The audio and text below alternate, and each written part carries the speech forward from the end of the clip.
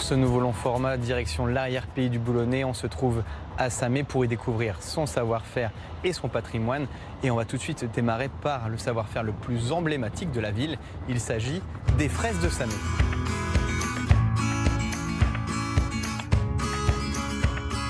Sur l'exploitation de Jean-Loup, le ramassage des fraises commence dès 5 h du matin. Il faut que nos fraises soient cueillies à la fraîche en fait. Et nos cueillettes régulièrement ils se finissent vers 9 h. 9 h. Après tout dépend des températures, la quantité qu'il nous faut, ça dépend d'énormément de choses. Là en ce moment il fait vachement chaud donc on essaie de finir les cueillettes le plus de bonne heure possible. Un amour pour la culture de la fraise transmis par ses grands-parents dès son plus jeune âge. Chez les Mionnais, la fraise est une affaire de famille. Alors mes grands-parents étaient fraiséculteurs aussi, à l'ancienne, donc de pleine terre mais non sous serre. Et en fait c'est mon grand-père qui m'a appris, qui m'a transmis la passion pour la fraise.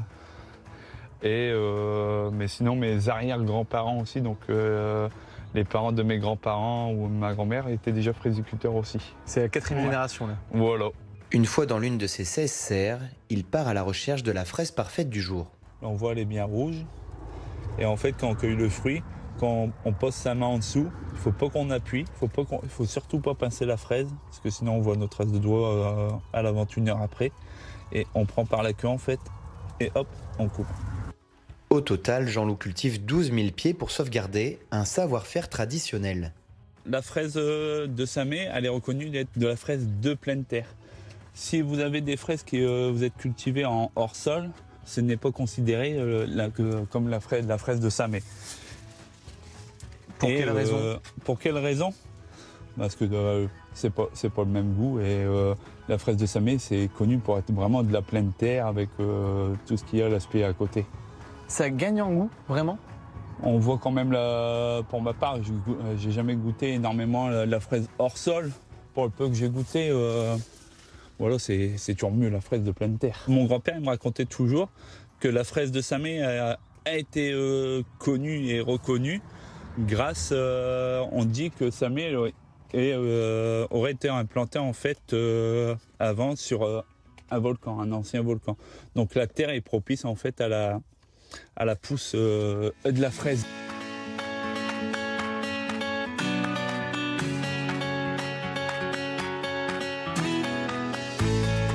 Avant ici, il y avait plus d'une centaine de petits producteurs. Donc on appelait ça les petits producteurs. En fait, ils vendaient leur fonds. Ils disaient toujours leur fonds de jardin. Et tout le monde se regroupait en fait sur la place de Samé. Je vais dire en professionnel, je pense qu'on est une dizaine. Des producteurs à l'ancienne, à peine 10 aussi. Donc ça a vachement diminué.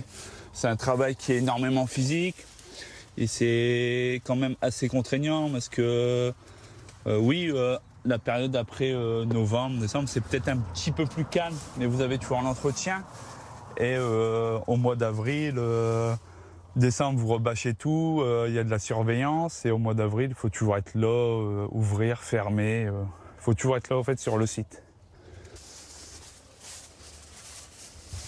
Donc ça va aller direction le marché, c'est ça ? Voilà, à la pesée et ça va direction à notre point de vente. Elles sont attendues, ces barquettes, chaque jour ? Tous les jours, oui. Oui, on a des clients fidèles qui nous attendent. Ça dépend les journées. Les week-ends, ça peut être entre 100 et 200 barquettes. La semaine, entre 50 et 100. Mais avant de partir sur la place de Samé, Jean-Loup tient à me montrer un mur rempli de récompenses, fierté familiale. Chaque année, l'exploitation est récompensée au moment de la fête des fraises. C'est l'événement local qui met en avant les meilleurs producteurs. Chaque année, la municipalité elle met en place, en lot, on a nos fameuses plaques. Donc ça remémore un peu, pour moi, quelques souvenirs, mais aussi des souvenirs pour mes grands-parents. Donc la première plaque, elle a daté de 1968 et jusqu'à aujourd'hui. On espère toujours d'en avoir cette année. Bon. Normalement, je pense, et voilà. Et puis c'est toujours des souvenirs. Une fois sur la place du marché, les clients se pressent sur l'étal de Jean-Loup, une halte devenue obligatoire pour ses habitués. Je viens souvent, je viens tous les 2 jours acheter des fraises. Voilà, je suis connu près de Jean-Loup, je les achète que là. Comment vous les trouvez? Très bonnes. Elles sont excellentes. C'est de bon goût, c'est sucré, voilà, pas besoin de rajouter de sucre, au naturel. Les fraises de Samé, c'est les meilleures. Donc on prend qu'à Samé. C'est le passage obligatoire. Quand c'est la saison, oui, ça fait partie des haltes. Comment vous les trouvez, ces fraises de Samé? Elles sont très bonnes. Si on s'arrête à chaque fois, c'est parce qu'elles sont très bonnes. Quel goût? Elles sont sucrées. Très bonnes, très sucrées, beaucoup de variétés. Et on connaît les gens qui les vendent depuis des générations, avec du sucre ou même très nature. Voilà, et pas d'ajout quoi, pour sentir vraiment le goût fruité des fraises. Il est temps maintenant de me faire mon propre avis sur les fraises de Samé avant de continuer ma balade. Vous me faites goûter également? Ouais. Non. Faut quand même savoir, hein.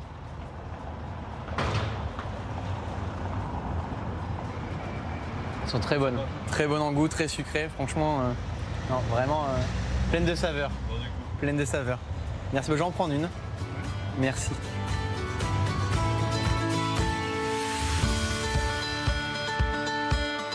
On continue cette balade à Samé avec la maison du cheval boulonnais et pour en parler, je suis avec Olivier Louvet, le coordinateur de cette maison. Bonjour. Bonjour. Merci en tout cas de nous recevoir ici. Avec grand plaisir. Bon, vous nous faites un petit peu le tour des lieux? Oui, bien sûr, allons-y. Donc, pour vous parler un petit peu de la maison du cheval boulonnais, l'objectif, développer la race de chevaux boulonnais, race typique de la région, qui faisait donc autrefois la route du poisson. Donc, c'est-à-dire qui transportait le poisson du port de Boulogne jusque Paris. Rungis exactement du coup. Donc aujourd'hui voilà, ce trajet ne se fait plus à dos de cheval de trait, mais voilà donc ce qui permettait sur la route du poisson de faire différentes étapes et notamment ici donc on est sur anciennement la ferme de la Suze, donc maison du cheval aujourd'hui qui a été rénovée, qui permettait d'accueillir notamment ces routes du poisson et pour pouvoir faire des arrêts sur le chemin.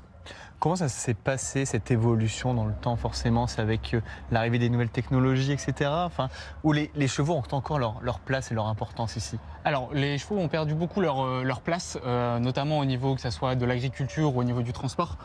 Notamment ici, donc ça a effectivement été impacté par l'arrivée du chemin de fer de Samé.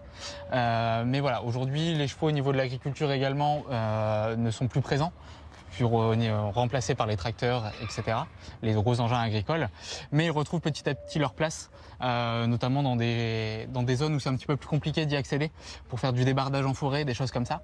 Et puis vous avez également certaines villes qui remettent le cheval de trait au centre, pour du ramassage scolaire, ramassage des ordures. Voilà. Donc aujourd'hui, on essaye vraiment de retourner un petit peu à l'ancienne sur ces méthodes et donc de refaire appel à cette race emblématique. Donc voilà, donc des animations à destination des enfants, notamment sur les mercredis et vendredis après-midi durant les vacances scolaires, ce qui nous permet de créer des nouvelles passions, bien évidemment. Donc des animations avec des poneys et puis aussi des démonstrations du coup de chevaux boulonnais et puis d'autres animations concernant la nature de manière générale. Est-ce que la race est menacée ou justement, grâce à cette maison, on sent un rebond en tout cas de cette race? Alors la race reste aujourd'hui menacée, on est environ entre 150 et 200 naissances par an, si je ne dis pas de bêtises. Donc voilà, on est quand même sur une menace d'extinction au niveau de la race. Après aujourd'hui, la maison en elle-même permet de l'aider à travailler. Donc il n'y a pas une énorme différence au niveau de la race, mais voilà, aujourd'hui on met notre petit grain à notre niveau pour aider à faire perdurer la race. Il y a des grands événements durant l'année à ne pas rater? Tout à fait. On a 2 gros événements, donc des spectacles équestres pyrotechniques. Notamment, on en organise un en juillet, un en août. Donc voilà, vraiment, ce sont des événements qui rassemblent, sur l'année dernière, on était à peu près à 4000 personnes par date. Donc voilà, le lieu s'y prête, on a les installations, puisque du coup on a toutes les installations équestres, carrière, box, manège, ronde longe. On a tout ce qu'il faut pour accueillir ce genre d'événement pour les chevaux et aussi du coup pour la population. Donc voilà, un gros spectacle pyrotechnique en nocturne au mois de juillet et au mois d'août. Et puis les dates pourront bientôt être dévoilées d'ailleurs. On est en train de finaliser le projet, donc elles seront bientôt dévoilées sur la page Facebook de la Maison du Cheval Boulonnais. Bon, merci beaucoup en tout cas pour vos explications. Et là, je vois qu'Amandine nous attend. Je vais tout aller là-bas. Avec plaisir. Merci.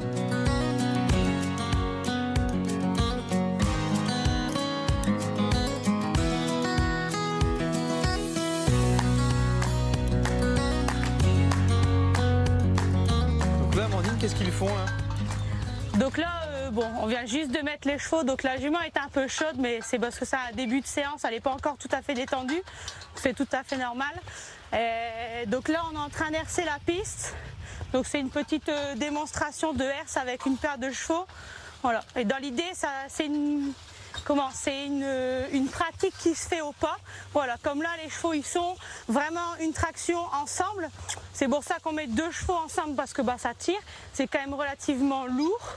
Donc il faut vraiment 2 chevaux qui marchent à la même vitesse et qui se calent ensemble. Voilà. Donc ils étaient utilisés premièrement pour le transport du poisson de Boulogne à Paris. Et ensuite, deuxièmement, ils étaient vraiment utilisés comme des chevaux comme Duchesse, des très gros boulonnais. Ils étaient utilisés pour le travail du sol dans les champs.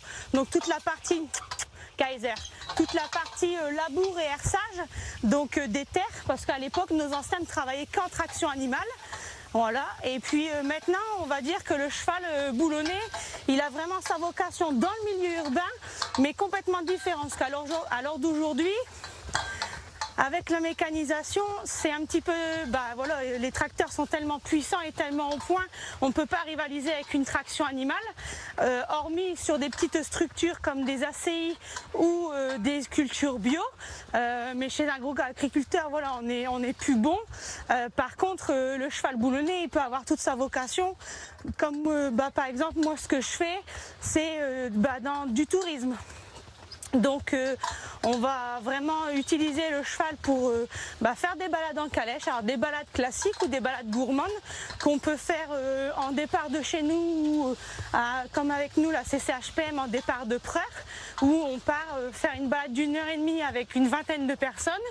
Donc ça, après on fait tout type d'événements.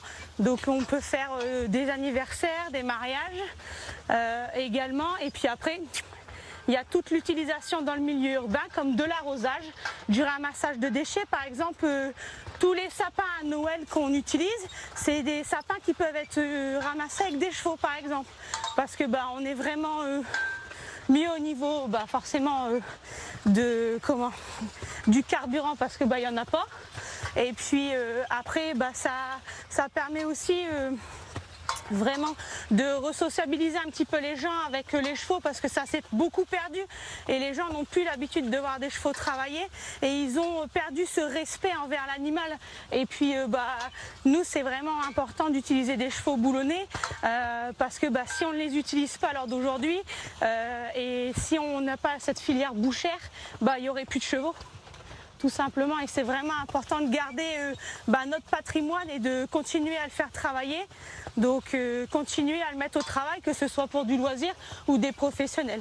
Après, à l'heure d'aujourd'hui, il est aussi beaucoup utilisé dans les vignes, donc pour toute la partie entretien du sol au niveau des vignes, parce que beaucoup de vignobles, beaucoup de domaines beaucoup de domaines se rendent compte que maintenant, c'est vraiment important de travailler avec des prestataires. C'est moins onéreux, moins de coûts pour eux, et puis surtout, c'est 10 fois mieux pour le sol et pour la partie du bio, pour la certification biologique.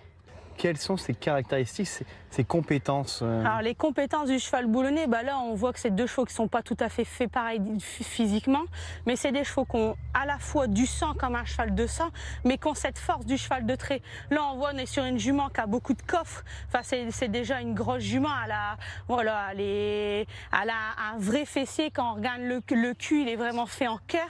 C'est une jument qui a vraiment beaucoup de dessus, qui a un dos qui est quand même très fort, qui a une encolure très voûtée comme on aime bien, qui a ce col, on va dire un petit peu un col de cygne.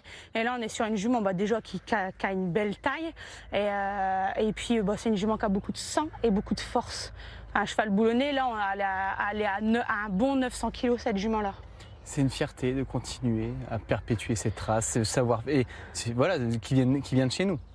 C'est une fierté parce que moi je suis issue du milieu agricole, mes parents étaient éleveurs de boulonnais, ils ont commencé le maraîchage en traction animale, et pour moi quand je suis arrivée à l'âge adulte, c'était vraiment important de continuer cette tradition, de faire perpétuer notre patrimoine, et j'aimerais que mes enfants et mes petits-enfants puissent encore connaître le cheval boulonné, parce que moi ça m'a tellement donné de bonheur et tellement de bons moments que j'espère que ça continuera, et c'est pour ça qu'on se bat tous les jours pour que ce cheval reste parmi nous et puis d'essayer de développer des activités tout autour de lui pour que voilà, on perdure, qu'on continue d'élever, qu'on continue d'utiliser ce fameux cheval parce que voilà, il a plein de qualités. C'est autant un très bon cheval de famille qu'un très bon compagnon de travail et ça c'est vraiment très important.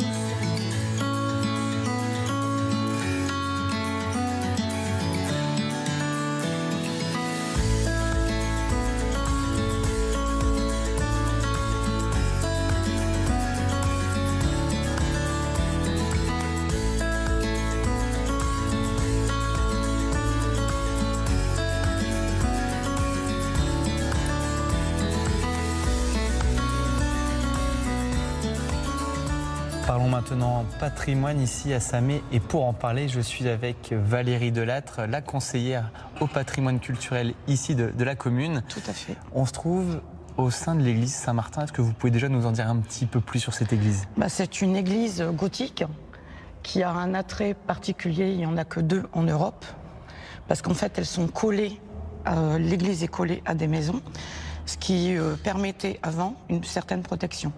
Donc au niveau de toutes les guerres qu'on a pu avoir. Elle date de quand cette église? Alors du XIIe siècle. Quelle est ses caractéristiques, hormis cette structure emblématique? L'intérieur, qu'est-ce que vous pouvez nous décrire de... L'orgue qui est quand même très important. De multiples facettes de cette église, ce sont surtout ses vitraux. Et puis elle a un cachet quand même exceptionnel parce que déjà elle est très grande. Elle est classée au monument historique. Oui, tout à fait. Oui. Donc du coup, quand on est sur la place, on ne peut pas faire ce qu'on veut. Que ce soit dans les couleurs, que ce soit dans les bâtiments, on est toujours régi avec les bâtiments de France. Au niveau du patrimoine de Samé, hormis l'église, est-ce qu'il y a d'autres choses à voir ou à mettre en avant? Il y a le musée Cazin que vous allez voir cet après-midi certainement avec Monsieur Pochet. Ensuite, il y a l'abbaye Saint-Vulmer, parce qu'en fait, Samé a été créé quand même par un moine qui s'appelait Saint-Vulmer. Il y a l'abbaye qui est juste derrière sur la place de l'abbaye. Maintenant, la caractéristique, c'est que c'est une école privée. Et puis ici, on a quand même une chose très importante, c'est la fête des fraises, qui a lieu chaque année depuis les années 1958-1960. Ça a un attrait particulier parce que ça génère beaucoup de venues des gens de Samé, de l'extérieur. Et puis c'est une fête à laquelle on tient. Ça fait partie de notre patrimoine. Dernière question, comment vous la voyez, votre ville? Qu'est-ce qui fait son charme? Je dirais la bonne humeur des gens, peut-être. Puis je crois qu'on est avant tout chaleureux. Et on aide aussi les gens. Je pense que c'est ça. L'entraide est quand même, et reste quand même importante. On a compris que c'est un endroit où il fait bon vivre. Oui. Puis en étant samérienne pure souche, je ne vais pas dire le sens contraire non plus. Il faut être chauvin. Il faut être chauvin, et je le suis. Merci en tout cas pour votre accueil. Et justement, maintenant, on va directement aller au musée Cazin avec Monsieur Pochet pour sa découverte.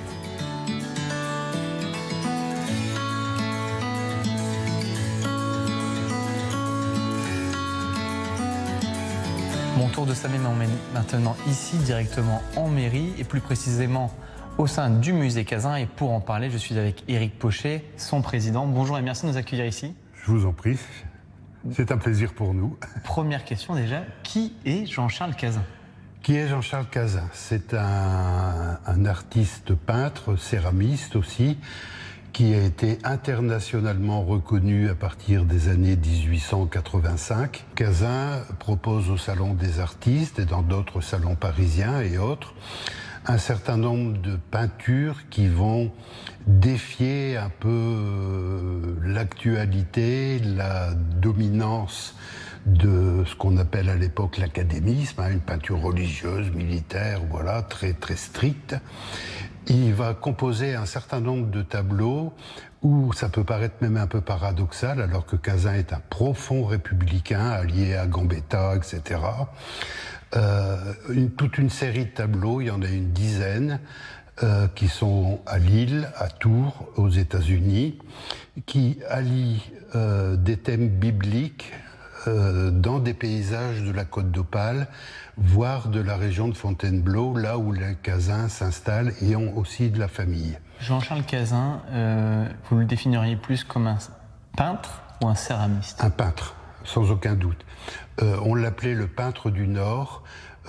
Il avait un goût, surtout quand il est arrivé sur Équillan, mais aussi via la région de Fontainebleau. Il avait un goût très particulier pour les levées du jour ou les crépuscules. Ce qui fait que certains critiques d'art à l'époque, on est dans les années 1895-1900, parlaient spécifiquement de l'heure Cazin pour bien spécifier son goût pour ces moments-là. Un moment très important dans la reconnaissance internationale du peintre, 1893 aux États-Unis, Chicago, New York, Washington, Pittsburgh, monte une grande rétrospective sur la peinture dite réaliste de la fin du 19e siècle. Jean-Charles Cazin, Marie et Jean-Michel partent là-bas. On a toute la liste d'embarquements et de débarquements. Il y a 112 œuvres quand même, c'est pas rien. Et là, donc en 1893, alors qu'il a déjà une certaine notoriété internationale, nationale c'est sûr, Cazin vend une grande partie de ses 112 tableaux pour les musées américains, pour les collectionneurs, pour voilà, tous ceux qui avaient cet attrait pour la peinture réaliste. Une renommée internationale, mais il gardait quand même la Côte d'Opale comme terrain de jeu. Ah oui, sans aucun doute. Avec un attachement très sincère, très particulier pour Samé, puisque c'était sa terre natale. Marie Cazin a eu pas mal de déboires après pour faire valoir un musée Cazin à Équillan et non pas à Samé. Enfin, on pourra en parler des heures. Toujours est-il que ces tableaux se retrouvent dans nombre de musées français, Arras, Lille, Reims, Lyon, Orsay, le Louvre, Tours, Bormes-les-Mimosas, pour parler des principaux, et Samé plus modestement. On en trouve maintenant au Moyen-Orient et beaucoup, époque 1893, beaucoup de ces tableaux aux États-Unis, dans les collections privées, musées, etc. On en trouve aussi au Portugal, on en trouve en Argentine, on en trouve à Cuba, voilà.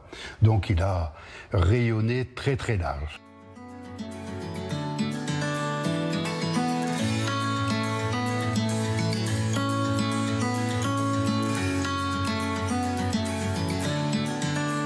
Ici, c'est un musée communal. Oui. C'est ça? Reconnu musée de France depuis 2002 aussi. Avec des œuvres forcément quand même qui attirent l'œil plus que d'autres, en tout cas qu'on met en avant. Et c'est par exemple cette toile-là, est-ce que vous pouvez nous en dire plus sur le tableau qu'on voit derrière nous? Oui. Alors c'est la pièce maîtresse de ce musée samérien.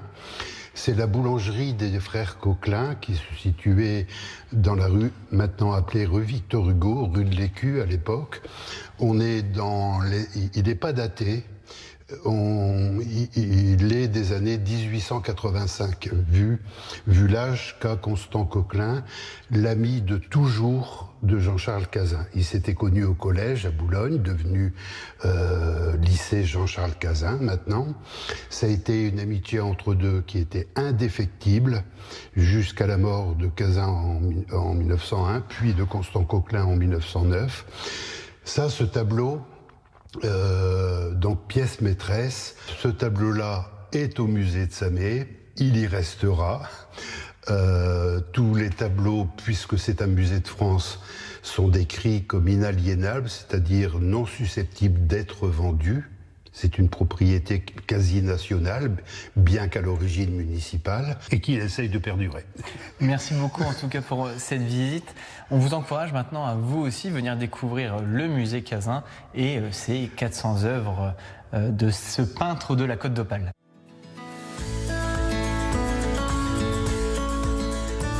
Notre long format s'arrête ici, au pied de la statue de Jean-Charles Cazin, l'artiste de Samé, mais aussi renommé comme l'artiste peintre de la Côte d'Opale. Il y avait beaucoup de choses à voir ici sur la commune de Samé et ses 5000 habitants, son patrimoine forcément, les fraises de Samé, le musée, sa nature. Bref, il y a tout un tas de choses à voir et un savoir-faire qui continue de se perpétuer de génération en génération ici sur l'arrière-pays du Boulonnais.